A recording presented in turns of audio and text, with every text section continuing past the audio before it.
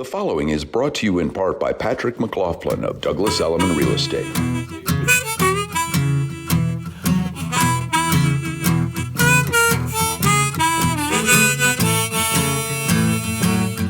Cabin fever just don't got me down. Wikipedia says cabin fever is the distressing claustrophobic irritability or restlessness experienced when a person or group is stuck in an isolated location. But we just call it AirHamptons with Bridget and Bill. We sure do. I just call it every day of my life, forever. That's Jim Turner, our one-man band, and we are in the midst of what we're calling March Madness. But the madness isn't the It's not on the not. court. It's in the head. No, it's in the head. It's the cabin fever that we are going to talk about this hour. And cabin fever is a term that was came up with a lady writer, a woman in the early 1900s wrote something like 57 different short stories that became movies, and before you know it, she's termed this thing cabin fever. Oh, wow. Which was, you were out in the plains, you had nothing to do. It's like Charlie Chaplin, like eating his shoes, right, in Gold Rush. Yes, it's like Charlie Chaplin eating his shoes. All right. So that's Jim Turner's little ode to cabin fever. Thank you, Jim. Thank you, Jim. He joins us. Hey, Jim, were you? When we were, I was thinking about this whole cabin fever thing, and it really is. COVID was the biggest. That was the acid test for us. We came through that. Well, some of us did. Well, not everybody. I mean, I don't mean that. Yeah, I mean, I'm the worst person to talk to about cabin fever because all I do is travel. Yeah, that's all I do. It's amazing. There's no one better really to co-host a show about Long Island than someone who spends most of the year in Costa Rica.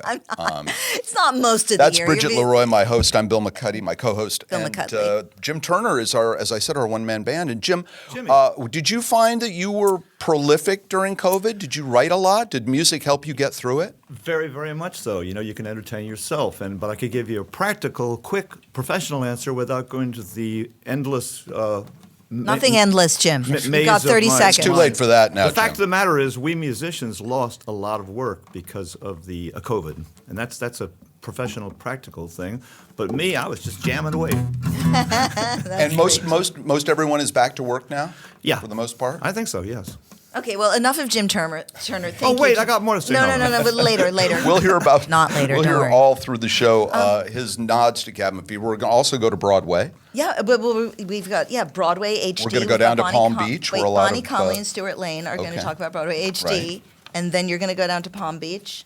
We have our man in the Hamptons. I mean, you accuse me? Bill Boggs. Me going No, to I'm Costa not Rica? going. Oh, you're no, not actually Bill Boggs going. is down there with Lady Jane Rothchild, and they winter down there, as do many people from here, and many restaurants from the Hamptons that open up pop-ups down there, including Almond in Bridgehampton and Bill Bouquet and a couple of others. Yeah. So they've been to all of them. They will talk about that. Cool. Palm Beach is on fire. We have Tom Clavin, the movie maven, talking about what I'm calling the Noscars, because they're not Oscars. Really? Yes. You'll see. It's a surprise. You know, this is a year, speaking of cabin fever, when most people went back to the movies and saw things like Maverick, Top Gun, which I wish would win, which isn't going to. By the way, the Oscars are a week from tonight, and I think Tom is going to say he's seen almost nothing. But I think a lot of people, 4 of the 10 movies were big blockbusters. Oh, yeah. So there's a chance, actually, people were paying attention this year. Yeah, I think so. So we're going to see what happens, or not, when Tom Clavin comes to the mic. But in the meantime, the thing that, if you're stuck in a room, that turns everyone around, It's flowers. It's flowers, yeah. Flowers. And we are very, very fortunate to have a very good friend of mine who is a former CNN anchor and reporter. We saw each other on the Roses Are Red carpets of things like the Oscars and Golden Globes. And it's Jill Brooke. Jill has a site now called Flower Power Daily. I know. It's amazing. It is amazing because it sort of talks about the role flowers play in our lives. Can I ask Jill, how did you come up with this whole idea and why? Well, as an overly sensitive soul, I realize that everybody needs something in their toolbox that makes them happy. And what other entity on earth outside of flowers can express so many sentiments without saying a word? I'm sorry, thank you, congratulations, I love you. And flowers speak to everyone, and more importantly, it roots us together.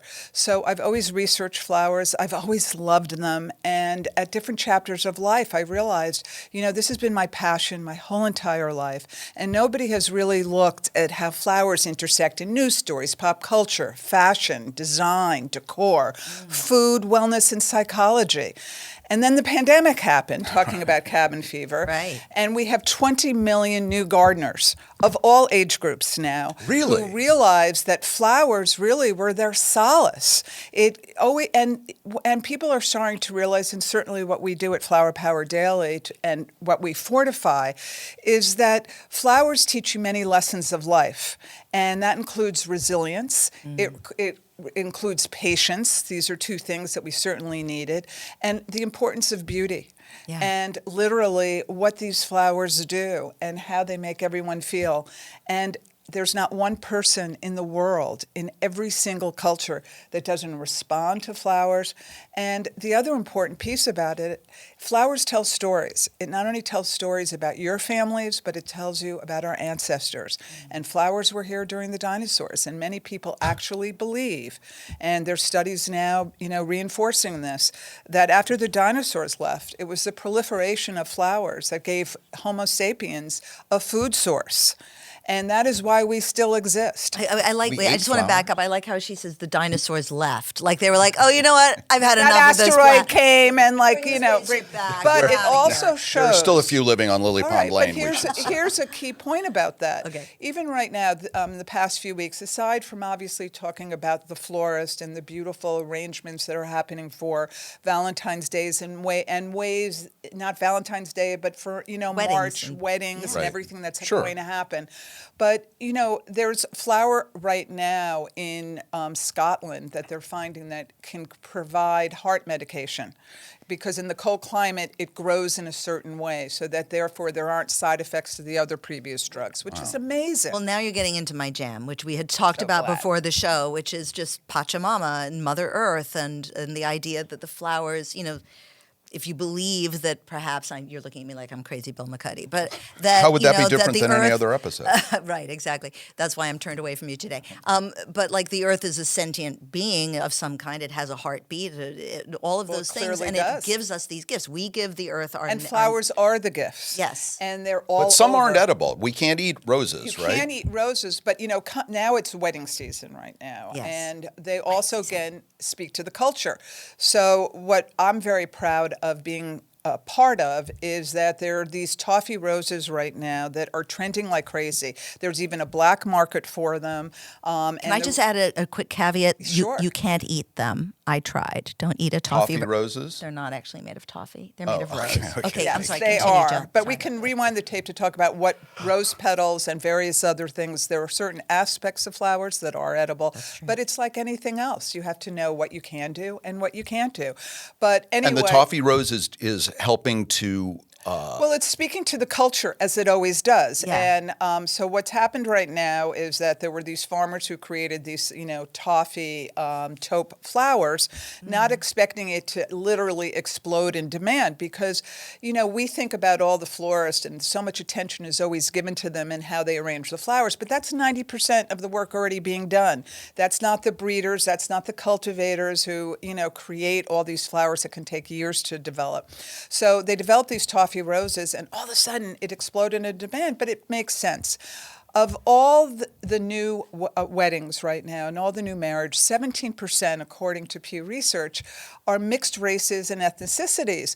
So it's not surprising, really, that when you are thinking about flowers that speak to you, you want flowers that also are multicolorism. Yeah. And so now these flowers, Florist Review magazine, some of the largest rose growers in the world, we got together and we have anointed the toffee rose to represent, in the language of flowers, open-minded, open-hearted, and blended, because that's what we the are mixed now race as a culture. corsage. You could call it a mixed race, mixed culture, but I think that also shows the expansion of love, and the colors of love are expanding, and that's a beautiful evolution of where we are now in 2023. It's all on Flower Power Daily. McCuddy.com. And every day when I go, there is something to smile about, first of all. But there's also some interesting aspect of the royal family or a holiday that's happened. Or the state flowers, which are changing kind of or rebranding. We talked about that a little Yes. bit. What the hell's going on with the state flowers? Don't mess with the believe state it or flowers. Like, I not, had to memorize there is not a 50-state flower garden. And again, being the researcher I am, I went, how is that possible that there is not a 50-state flower In garden? DC. In Or- the United States, right. anywhere. Well, the reason is because a lot of the flowers were established in the 1900s. And, things have evolved. Like, for instance, Alaska. Alaska has the forget-me-not. But guess what? It is the largest producer of peonies in the world because of And its those climate. peonies can see Russia. Well, I don't know if they see Russia, but I know that they're certainly sent to them because they get married too. And peonies is also to me. Wait, do we have a national flower? Yes, we do. And it was by Ronald Reagan in 1986. And there was a debate in Congress about whether it should be the marigold or the rose. And a congressman from Illinois argued that the marigold should be the national flower because it grows in all Everywhere. 50 states Right. and, the yellows and oranges. But then a larger contingent said, well, the rose is the most beautiful flower. It's adaptive. And, beauty won. So as a result, we now have the rose as the national flower, which really is, I think, a good choice. And You it's do? also 'Cause New it York. looks like those you're roses. torn. Yeah, I know It it's looks New York. Well, the beautiful thing about gardens is that there are many beautiful flowers to choose from, and flowers bloom when they're ready, and they're not in competition with each other. And also, certain flowers bloom better in different soils and different regions. And I think we just have to appreciate that each region and each culture has something of beauty that gravitates there. That's Mrs. beautiful. McCuddy does dahlias. Well, She you know and her what? friends, they bid for these things, and there's Oh, like yes, a thing there every is a year. big There's market like a for dahlia orchids and mania. dahlias. For some reason, not roses. I mean, I think that roses, because they're so popular, and especially now, the big story in roses, and we'll get back to dahlias and orchids, is that Tubers. people want less care. Right. And so since 2000, when the knockout roses came, which are disease resistant, everybody has them, I'm sure, all over the Hamptons and elsewhere all across the country. They are fabulous. But in order to get the reblooming disease resistant flowers, they had to sacrifice fragrance. Right, and so no that Shakespeare drives me crazy when I sonnet for this. Yeah, Oh, when I They're not- when I they're smell a not flower, fragrant. yeah, they have no smell. And at they all. Sophie's used to. Choice, they had to decide to get rid of Yes, something, that's and it. fragrance And they is got That's rid of what exactly won. Yes. it. That's Fragrant. crazy. Same thing with carnations. They used to have that beautiful. Anyway, That listen, we could powdery talk about smell, this. that's very true. We could But talk that's about this all changing day, because but- there's, every year there's what I call the flower fashion runway show. And it's when all the breeders then show what is on the market and what will become popular. And everybody's hoping that their flower is going to become popular, because once it does, it's obviously very Wow, profitable. there's a convention just like every other all business. over the country. Yeah. This is what I cover. This is what I do.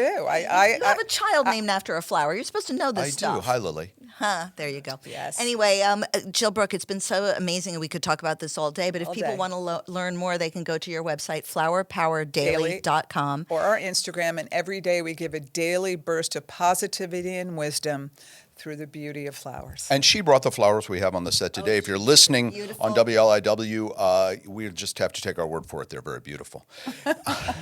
Jim Turner, play us out with a little Flowery. post-flower. Give Floral us an music. arrangement.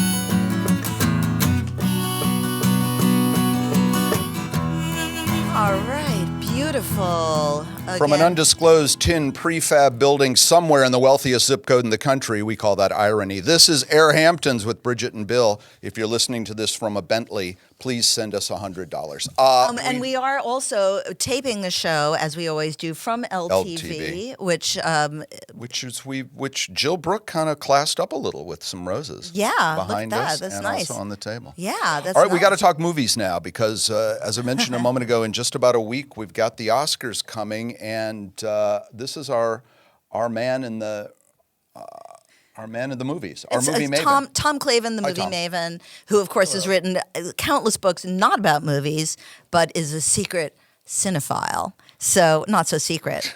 One of my secrets. Yeah. No, so it's anyway, no but- secret. He's been on this show before, and we call him the movie maven, and he goes Thank to you for having everything. the name Clavin, so it rhymes so well with maven. And you I appreciate must. it. Thank my parents. Yes, I will. So you have an interesting, an offbeat twist like you did with our Horrible Holidays Well, edition. yeah. I mean, everybody, everywhere, all at once is making their Oscar predictions right now, and I'm proud to say that I'm not going to do that because I have not seen any of the movies with the major nominations. Really, you actually managed to escape watching any of them? Any of them, and That's- I can you're tell very you talented. why, and I have some Yes. examples why. In the Best Actor category, the favorite is Brendan Fraser Yeah, for The Whale. he's supposed to Now, be great. I've seen Moby Dick, but then I realized it was a story about an aging, overweight man with no friends who was a mediocre college professor. And I said, "Why should I pay to see that on the screen when I just have to look in the mirror?" There you go. Okay. So, Clavin the okay. comedian today. Good point. Good One point. down. All right. About everywhere, everybody, all at once. However, everybody is. everything. Everything All at once. is in the same title of that movie. Now, with my prostate, do I want to sit through a 139-minute movie about a foreign movie about main character's got 3 eyes? I wouldn't do it with your prostate. Anybody's prostate. Any movie with Jamie Lee Curtis that doesn't have Michael Myers threatening her with a knife is just not for me. Oh, I will tell you that I think Really? Jamie Lee Curtis is going to win the Oscar, and I'm in the minority on that because that category, Best Supporting Actress, is always the squirreliest every year and Yeah. goes when it was supposed to go, let's say, to Lauren Bacall, it went to Juliette Binoche, like in the 90s. So I don't think. I think she's been around so long to make a serious point for here for just a moment, and then we'll get back into this. And she's Hollywood royalty. She's Hollywood royalty. She's Yeah. and she's she's worked a long a time. They're long going to give time. her the you've been in it for a long time award. I think so. I think so too. Well, that's why I finally gave it to Paul Newman for the Color of Money. Yeah. Not a Right. particularly good movie, No. but it was like correct. Although Yeah, it beats the Silver Chalice. and anything beats the Silver Chalice. All right, back to more of your Oh, Oscars. Is that okay. what you're calling Yeah, these? the The Oscars, 'cause non-Oscars. they're Another non-Oscars. favorite is the Oscars. Banshees of Inisherin. Yeah. And I don't know, a friend suddenly stops talking to you and ignores you. It's too autobiographical for me. And Continue. A lot of the movies are ringing way too true for yeah, you. Really, they I'm are. uncomfortable. And any I can't watch a movie in which fingers are severed because then I'll never have mozzarella sticks and marinara sauce again. So I got, And those are such a key part. and those of are a very our part of my food diet. pyramid, Yeah, of course. it is, yeah. Actually, if you took the hot dog fingers from Everything Everywhere All at Once and served them in With Banshees these- of Inisherin, you'd have a crossover promotion there. I wonder if somebody clever is doing that for the Oscar banquet. Would maybe yes, maybe. Okay. As What we else- speak, what else you got, Wolfgang Puck is working. Well, the on best actress favorite is Kate Blanchett, and Bridget, as you well know, when she refused to reunite with Jeffrey Rush to star in a screenplay rewrote titled Trek, Track. her career went downhill ever since. that. Wait a minute, you guys did a screenplay for Jeffrey Rush and Yeah, Kate and Blanchett, and and it she was backed called Trek. Track. and Yeah. it was a follow up to Shine or to the No, No, it's it completely was- different. It was based on a book called Trek by Paul Yeah. Stewart, and we adapted it way back in And it's quite wonderful. 1990 something. Yeah. It was wonderful. And we they- had they lots of ref- people they refused attached to to do it. it. Wait a minute, did Kate show some initial interest and then Yes. just ghost you guys? Yes. Yeah. Seriously? Before ghosting was a thing. Oh, We I were don't want- ghosted. so now I don't want her She to did win. a Brendan Gleeson on us. Yeah, she We were on the just forefront of stopped- ghosting. Just stopped talking to us. It was amazing. But she talked to us for a minute. So yeah, go on. So yeah, So, she's so out. she's Her- fine to go her, on the her, path. her to obs- name is Ashes in My Mouth. She goes on the TC. path to Well, Michelle obscurity. Yeoh's going to win that anyway. Okay. Michelle who? Michelle Yeoh. The movie you didn't see, Everything Everywhere All at Once. Oh, of course. Oh my God. Okay, continue, Clavin. Now, The best clock is director. ticking. Here's Okay. a big finish here. Yes, Best director. big finish. I can tell you who's not going to win.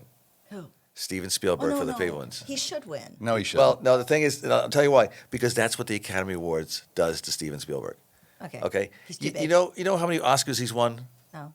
2 For what? in his long career. He won for Schindler's List right. and Saving Private Ryan.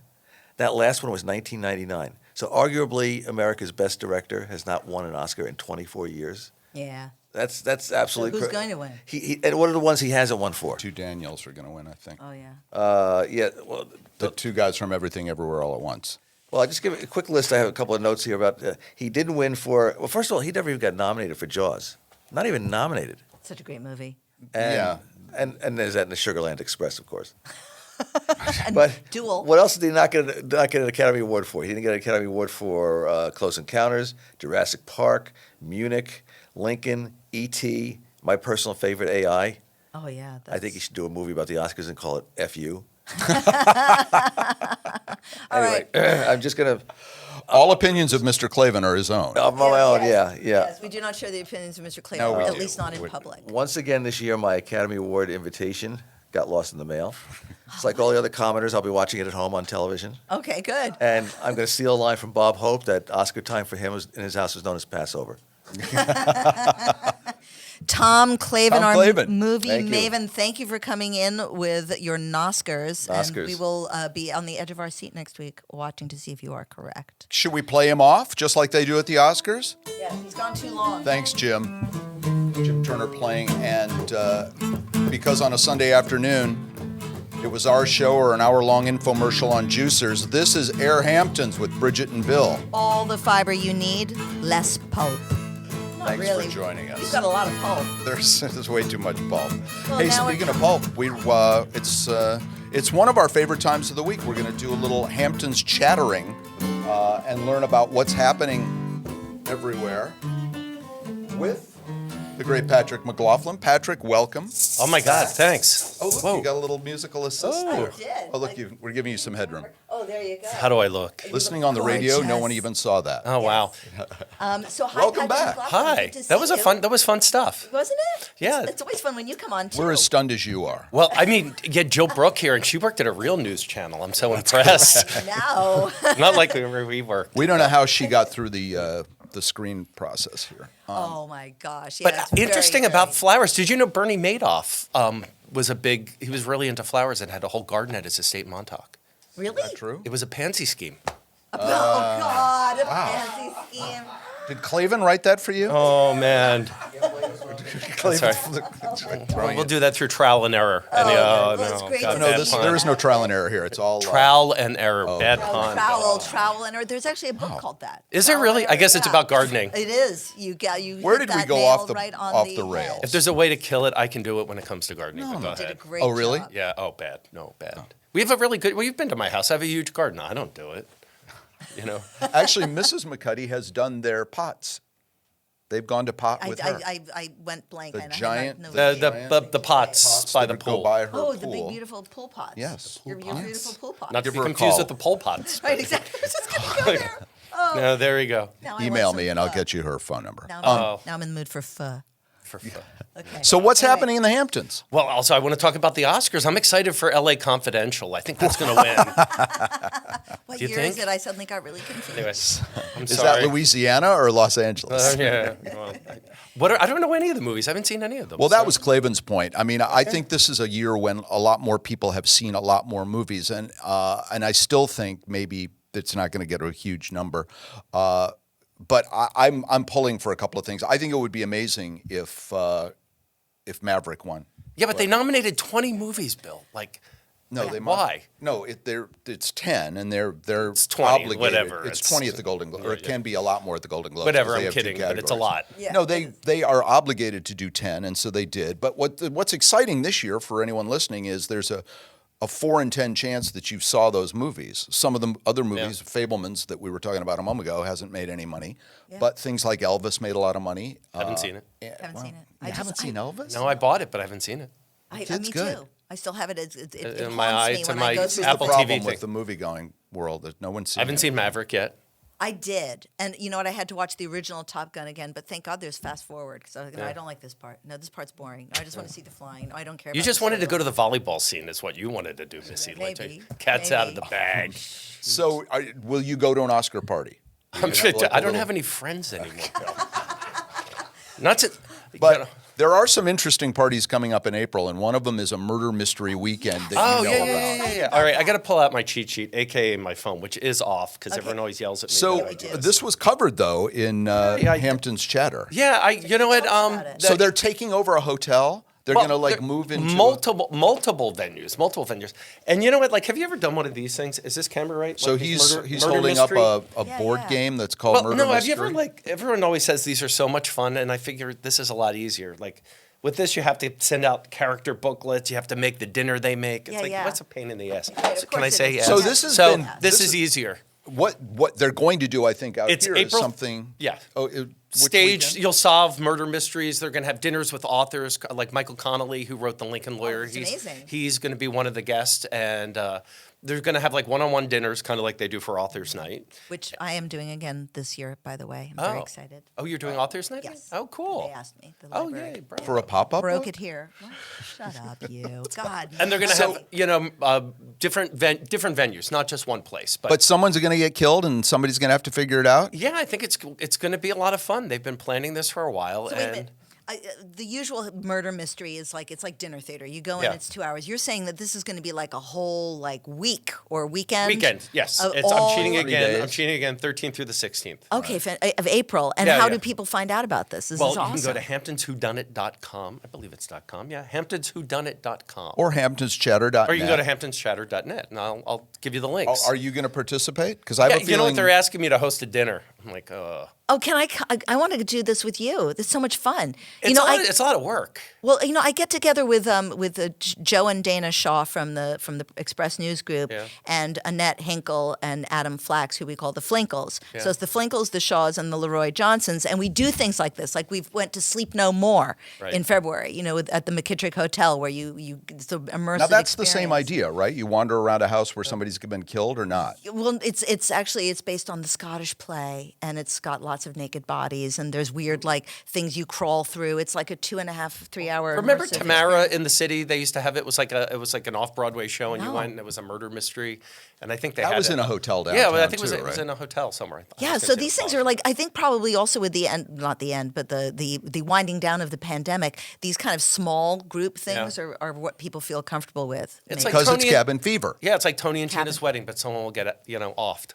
And what's nice this That time should- is that somebody keels over at one of your dinner parties. It's for a reason. Bump. It's not the cooking, Tough folks. room. All right. We just have a couple of minutes left. So, what are you looking forward to in the Hamptons this summer, and what can you sort of preview for us in terms of Can I what's tell you? happening?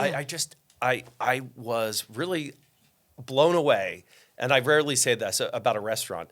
I went to Leon 1909 on Shelter Island the other night. I've Has heard it- about What is that. it called? Leon 1909. I've not even heard of it. You walk in, and the whole back wall is a huge oven, like open flame and roasting chickens and beef and everything. I got to tell you, it was one of the coolest venues I've been in. The food was phenomenal. The service was great.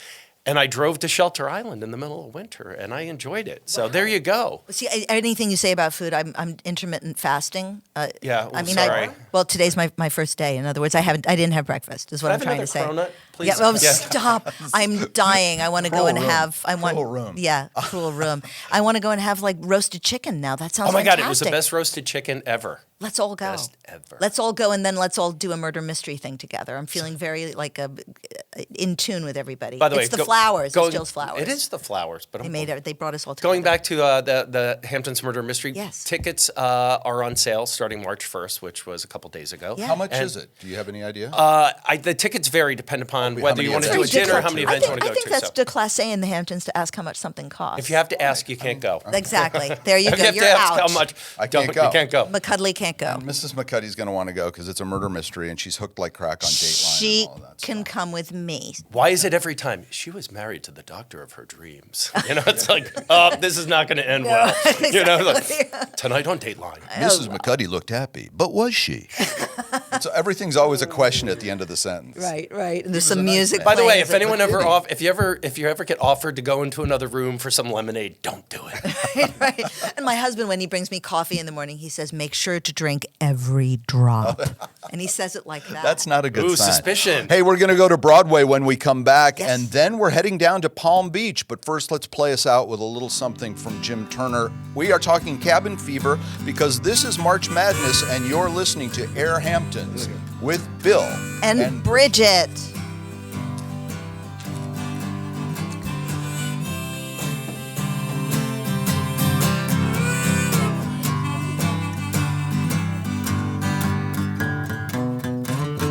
Okay. That was a nice little. Thank you, Jim Turner. So in the So the madness continues. Yes, it does. In the flight path of the new futuristic helicopters, the New York Post says will soon hover quietly above. They could be there right now. This is AirHamptons with Bridget and Bill. Please fasten your seatbelts. Do you and know about Don't get those? me started about the tray table. Do you know about those? What? Don't get you started on the trade deal. What? Do you know about those helicopters, those super quiet helicopters that are supposed to bring the rich people back Oh, and forth come to the on. Hamptons this summer? Yeah, super quiet, like a balloon. That'll be a scant couple That's- $1 million. So listen, if we can't get to the city and we are cooped up Yes. and we want to see a great Broadway show, Yes. you sat down recently. I did. Wait, but let me even say that even if you are cooped up but also there's lots and lots of people who actually maybe can't even afford to go to a Broadway show, especially if you have a family and you want to, bring your kids or something like that. And there is a solution. And there were years and years where they would show Broadway shows and stuff on PBS, and it was deadly. It was like they filmed like a high school musical. But now they brought in lots of cameras, and they shoot it like a television show. You had a chance to sit down with these folks, and I'm did. excited because I'm desperate to see, which I missed when it ran, which is the other cool thing about this, Mr. Saturday Night. And I'm so glad you said that because I haven't had a chance to use my name drop jar. And Amanda Green is like one of my oldest and dearest friends. We went to school everywhere together, and then we both show up And at she wrote Brown. that? We show up at Brown on the first day, and we're roommates. It was like, what? Nobody else would take us? Like, that's ridiculous. So yes, she is, and she wrote some amazing lyrics for the show. She just was nominated for a Grammy. So there's an amazing new service, or we think it's amazing. It's called Broadway HD, and we're going to hear all about it right now. Bonnie and Stewart, thank you so much for joining us on AirHamptons with Bridget and Bill. Great to see you. Oh, thanks for having us. Yeah, great to be here. So we want to talk about Broadway HD. I mean, this is such a Herculean undertaking to have Broadway plays in high definition available for people to stream, especially if they have cabin fever. It's great, or they can't afford to see the shows. How did you even come up with this idea? Well, it's sort of an idea decades in the making. I've seen, I've been producing shows for 45 years now. I got the 6 Tony Awards, I own a theater, and I've seen other people try and monetize and expand the Broadway experience, either through VHS, DVD, Blu-ray, pay-per-view. But, there wasn't enough of an audience of scale to make it work as a business until streaming came along. And Bonnie and I saw streaming as the future for Broadway to reach more people at an affordable price and without geography getting in the way. And it just reaches other theater fans, people that didn't have access. So it's not just for people that can't go, it's for people that can go. And then they also want to interact with this art form that they love 24/7. And it's for people that, didn't know that there was anything there for them because they were afraid of $100+ ticket. So here they can experiment and say, you know what, I'm an Andrew Lloyd Webber fan. I didn't know it, but here I am. So just sort of expanding the existing fan base. But starting, you started in, what was it, 2013? Is that when you started the business? A cat just walked through for those who can't see. Oh, we're doing cats. No. Yes. There you go. I'm right on cue. Starting in 2013, I mean, I've noticed that some of the plays you have James Earl Jones and Angela Lansbury and Driving Miss Daisy. I mean, some of these people aren't even with us anymore. That's quite a far-reaching vision you guys had. It's been quite an experience. We were able to, one of my favorite shows that we shot was the musical 42nd Street. And it was directed by Mark Bramble, who was the original book writer with Michael Stewart when it was on Broadway back when Gower Champion did it. And he was directing this version. And because he was there at the beginning, he had the spirit and he had the intention of what the show was about. So there's a certain authenticity that we were able to capture in this production of 42nd Street because Mark was involved with it. And unfortunately, like 3 months after we shot it, he passed away. Right. So, you got to capture, you got to carpe diem, right? Yeah, and it's beautiful. I think there's 45 in the cast. It's a huge musical, so it's really, really beautiful. That's funny. I remember George Carlin, when he made a list of things that make him happy, it was like a whole bunch, he might not have said bunch, but a whole load of people on stage tap dancing at the same time. Like, that makes him happy. I'm just curious, because both of you have such a history, both on stage and behind the scenes, and you're multiple award winners. Do you have a macaroni and cheese show, like a show that's a comfort show for you? Do you know what I mean? Or the music or the storyline? I think for me, it's probably, if I really think about it, it's probably Gypsy. And my grandfather directed the film, the original, the one with Rosalind Russell. But the songs in that, I hear them and it just brings me down like to a happy level. Whenever I want, I've got favorite overtures, and the Gypsy's overture is one of the top ones next to Carousel, just to help you lift the spirit, as you said. Yeah, no, there are certain shows like that. Yeah, I mean, I love the big musicals as well. So we have a Phantom, we have a Les Mis, we have a Jesus Christ Superstar. So it's sort of like, what's your mood? Do you want, And so I think there's something there with all of our musicals. We also have some really thoughtful plays too that I have recommended to people to inspire them to either write something, a way of directing something, a way that you can actually do a very small, scaled down production, but with something that really is impactful. And one of mine that I mentioned with this and thinking of this is a show called On the Exhale, which is actually about gun control. So it's really powerful. It's a one-person show, Marin Ireland, and it's how powerful just a one-person show can be. But then we have the other extreme, which is the 45 people in the cast of 42nd Street, all tap dancing at the same time. So do you have something like a special, like a school thing? Because I imagine that schools would want to stream some of these shows. We actually have a distribution outlet that doesn't stream all of the titles because they don't consider all of them as that they can support it with the educational piece. So we do license certain titles off, and then everybody that has like the nyu.edu email would be able to access them with a password while they're there, kind of thing. So there is, but it's not the whole platform. It's not all the shows that you would see aren't available at this moment for educational purposes. But we do have a distribution arm that reaches, I think it's up to 3 million students with the distributor that we have. We have a vast library that includes not only Shakespeare and Arthur Miller, but also the classic Broadway musicals. So all for educational purposes. That's so amazing. I wish this had been around when I was in school. It's just wonderful to offer this all around Broadway in high definition, BroadwayHD.com. Do you guys have, what's the most popular streaming? Is there one show that gets a lot of love over the other ones? Some of the popular ones that you can imagine are the big names on Broadway. So our Les Mis is very popular. Our Phantom is very popular.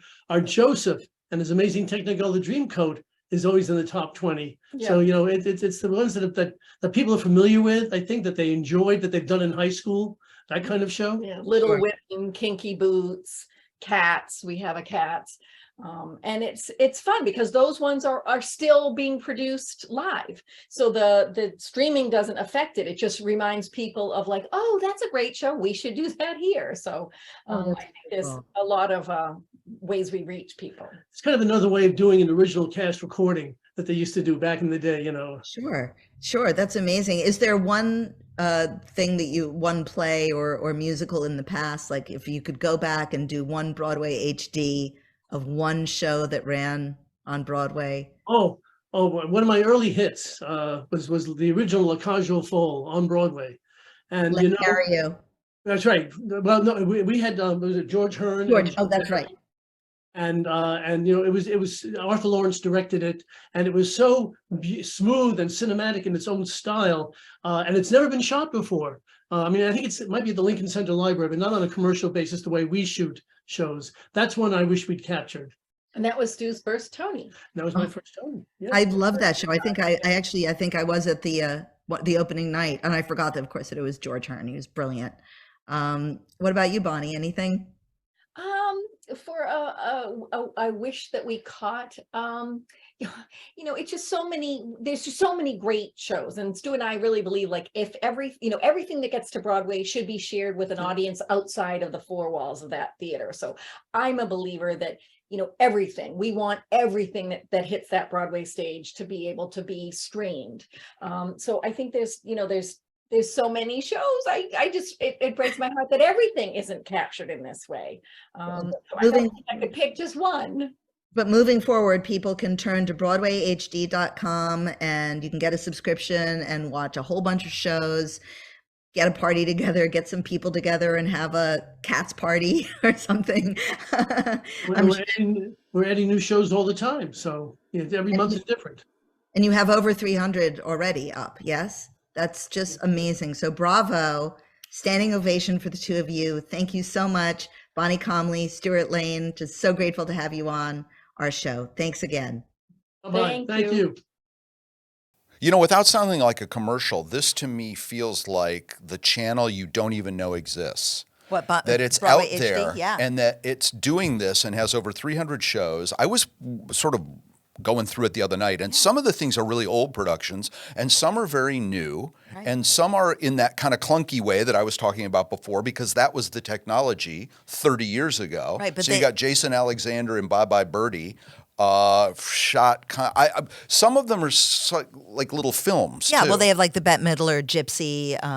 There are some, but I imagine that as they move forward and get to tape maybe more revivals and stuff, they'll kind of nudge those ones off and have an actual Broadway show. But their catalog is amazing. Well, as And I got a mentioned, Mr. subscription. Saturday Night is shot like a movie and looks really cool. And It's a great show. if there were more things like that, I think more and more people, especially limited run things that they want to go see and can't get to New York.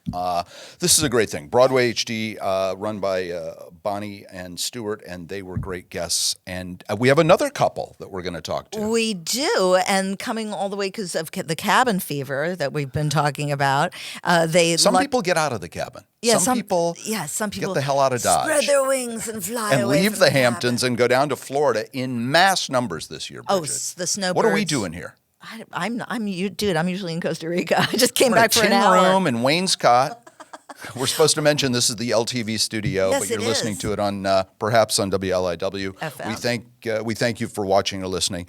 And So you had a chance to sit down with the legendary TV personality Bill Boggs and Lady Jane Rothchild to talk about Palm Beach and Hamptons and all things. And our own Jim Turner actually performed at Bill Boggs' birthday a few years ago. Is that right? Yeah, I had a ball with him. I love him. All right, we can't afford to play the happy birthday song, but I think it's in public he domain, knew but okay. Sinatra. He's known everybody. So I knew Sinatra. okay, all right. No one. You know that I did. I mean, he lived with my grandmother. Frank or Frank Jr. Frank. No. Okay. Nancy. No. Tina? No, Frank Sinatra. God, he was my That's a grandfather's story. best I wanna hear friend. about that. I'll show you a picture during the break. Okay. We don't have a break. In the meantime, I'll let's show go you back afterward. down to Palm Beach and talk to my good buddy Bill Boggs.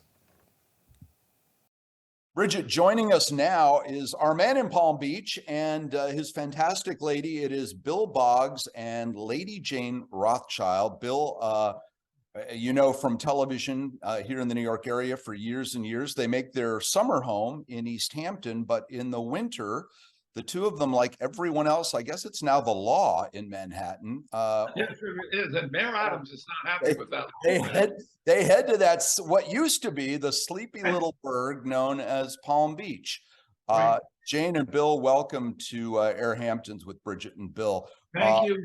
As much as we love it here, we miss our beloved house in Springs in East Hampton. I just think that Hampton is one of the most beautiful parts of America, actually, physically beautiful. All right, your taxes are still going up. That didn't help. But look, Yeah. all of New York seems to be down there. And what would you say has happened to either one of you to Palm Beach in the last, let's say, 5 years?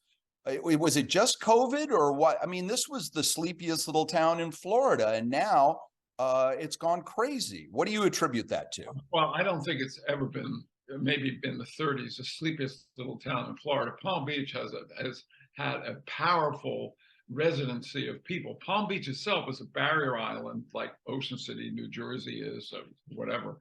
And Fire Island. It's a barrier island. And then you have West Palm Beach, which is right across a couple of bridges, which is really becoming a rather big build-up city. We have an international airport. So I think the pandemic had a lot to do with it. I also think that Mar-a-Lago had a lot to do with it. The fact that Palm Beach was constantly in the news, it put more Palm Beach stuff out Well, there. politics aside, Has the Trump residency there like divided the town, or most people, do they honk and wave when they see him? Are they happy to see him, or are they like boycotting that place? We don't see him. Can I tell you, I rode by literally 5 minutes ago. Yes. Coming from an event. Yes. And right in front of Mar-a-Lago were two men with machine guns. And there was a guy on a bicycle with a gigantic flag. Usually they have Trump flags. This guy had a flag, but which I had not seen before. Right. Big, dump Biden. Dump Biden. So there are. That's a cheerful atmosphere. That's technically a Trump. That's technically a Trump flag. Very nice. Machine guns. You know, it's comforting on a Sunday or whatever. Have you guys been to Mar-a-Lago? I've been twice. We were there twice. I think the first year we were there. I deny it. We went for two charity events. One thing down here is I wanted to say one of the differences between the so-called Hamptons and down here is that Palm Beach has bigger balls. We have balls. We have bigger balls and more balls than wealthier balls. And wealthier balls. Because no, this is really serious. It's the center of philanthropy. The Palm Beach Post, which is a really good newspaper, I think, has an entire section once a week just on philanthropic activities. The galas. Balls, various galas, dinners. And so there is a lot of money in Palm Beach. There always has been a lot of money in Palm Beach. There's always been a lot of celebrities in Palm Beach if you go back over the years. And there's a lot of philanthropy in Palm Beach. It's a really good. The restaurants start the early bird dinner at 2:30, right? I mean, we've eaten already. No, we've had our meal. We've had our meal already.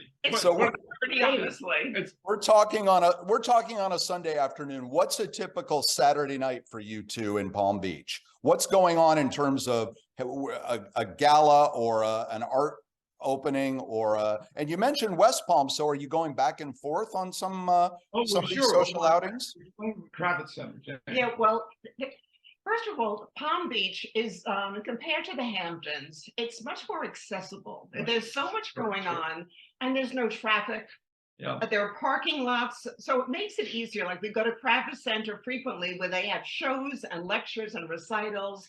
I'm going to the ballet there next week. So many things happen at Cravitz, and in there are small theaters, Drama Works in West Palm Beach I go to, which are easier. So the Cravitz is kind of your Kennedy Center or your Lincoln. It's like a Lincoln Center or McCallum out in What's a ticket go to there for a Tony Bennett or whoever? I know you get some big. Whole Anchor was about 175 a seat for good seats. The thing that Jane points out there is it's a huge amount in terms of galleries and restaurants and music shows and plays going on in our beloved Hamptons. The thing here is, Bill, sometimes we'll say, geez, we don't want to drive to Southampton from East Hampton. Whereas the same distance out here, you can get to just like that. There's also listening to this now are going, yeah, that sounds like a living hell, getting from one beautiful place to another beautiful place. Well, you know, the truth is in the summer, it's bumper to bumper and it is hard to get any place out here. That's all I'm saying. Look, I'm out there. We're in East Hampton because we love it. But there are times when you just make a decision based on, I don't want to tackle Friday night traffic. I don't want to tackle Sunday or Saturday traffic to go from East Hampton to Southampton or further. Like West Hampton has wonderful music, but the concept of driving there on Friday, Thursday, Friday, Saturday, Sunday, not appealing. Let me give you an example. You mentioned Saturday night. Last night, I was invited to a dinner party in someone's home, and there were lots of parties in people's homes. And I went to Fran Weiss, who lived at Broadway. It was all women. It was a hen dinner. 10 ladies, all terrific ladies. I'm not bragging, but all the women had much more going on than I do. But nonetheless, I was invited. That's not true. I was invited. And it was Fran Weissel, a Broadway producer of Chicago and so many other things. And there are a lot of events like that where people are gracious and invite you to home parties. But which is the same as it? The same as well, let me ask you this. Is it too much like New York? I mean, you've got Bill Bouquet down there. You've got Almond. It's like, is there anything different? Or if you're seeing all the same people and you're eating at all the same restaurants, is it its own thing? You're not seeing all the same people. We have an entire circle of friends, Bill. We've been around 5 years, 6 years. Entire circle of friends that are people we didn't know before we came down here, many of whom, are not in the Hamptons. We're pretty much immersed, I love music, Jane loves music. We're pretty much immersed in the music community down here. So we'll, in the course of, you say, a typical week, this coming week on Valentine's Day, we're going to be seeing Monty Alexander. Later in the week, I still have a file of facts, and you Of can course. see how busy it is. Jane's holding up her daily planner, and it's want to see a flip chock-a-block. phone? You want to see a flip phone? She has a flip. I'm very Hey, are any plans for a book party anytime soon for the next version of the Adventures of Spike the Wonder Dog? I know that the sequel is coming up called Spike Unleashed, and that's going to be in stores in July. Is that right? Yeah, that's right. Spike Unleashed is a direct sequel to The Adventures of Spike the Wonder Dog. You appear as yourself in Spike Unleashed. The I'm goal very now, embarrassed. Bill. It's not why I brought it up, but it is No, not. I know that. I know that. The goal now is to take both books. It's about 650 pages of original comedy and get it optioned for a cartoon series based on Spike. But you can order the original Spike, order spike.com, advance order Spike Unleashed. Spike Unleashed has some really funny stuff. And by the way, Spike Unleashed is set in High Point, North Carolina, Where your career on Manhattan, television began. Palm Beach, and East Hampton.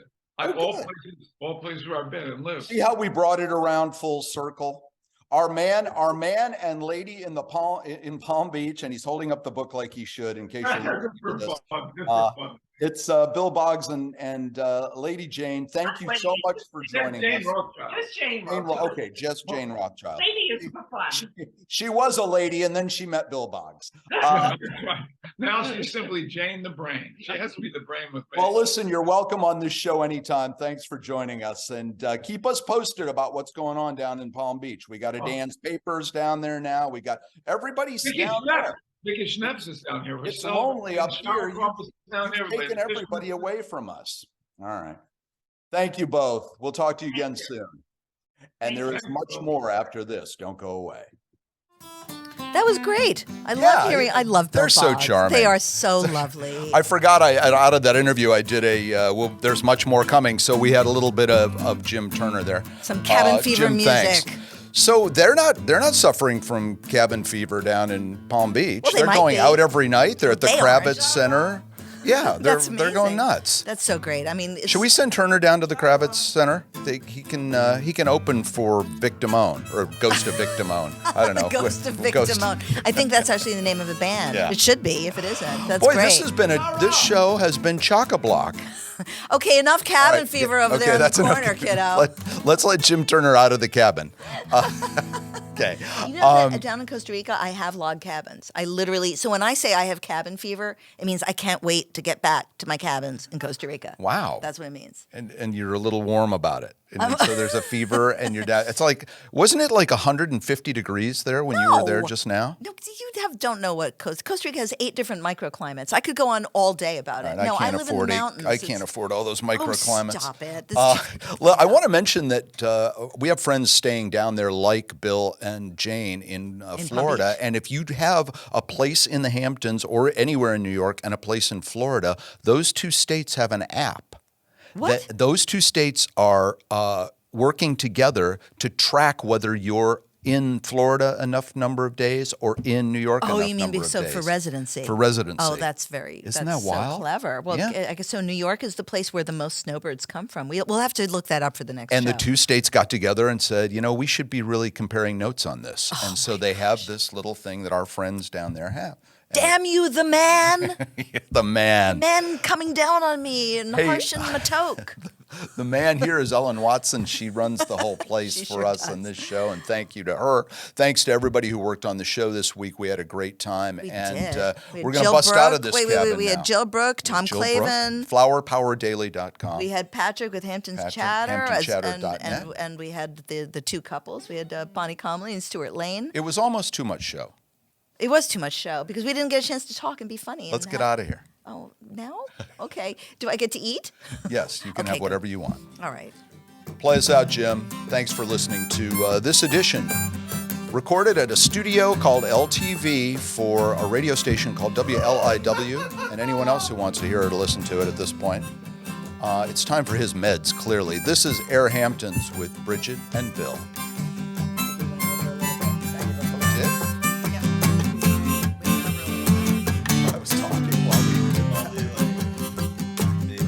15 seconds. I think, you know Okay. what? I think they're okay with that. As long as we're not talking. Nobody's gonna talk. Thanks, everybody. Yay, thanks everybody.